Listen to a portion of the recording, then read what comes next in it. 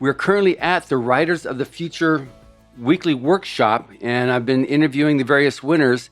So today we are speaking with N.V. Haskell, who's a winner with her story, The Mystical Farrago. Welcome, Nicole.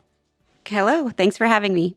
But first, I'm interested in talking about your journey to becoming a writer, professional writer, a winner of Writers of the Future, and then where you're heading from there. So a little bit about yourself to begin with. Okay. I started writing when I was probably about 8 or 9. I remember writing my first stories. Of course, they weren't wonderful, and there was no editing involved, and definitely no proofreading. And then I wrote all through elementary school, middle school, into high school, where I did mostly poetry and creative writing classes.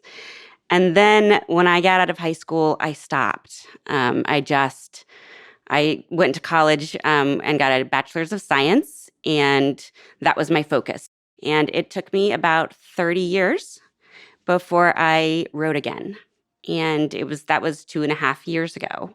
Anyway, I had an injury 2.5 years ago, and I had to have surgery on one of my hips, and wasn't supposed to be anything. I was supposed to be back at work, back doing my thing in a couple of weeks, but instead it didn't go well, and it was much more intrusive than they had originally anticipated.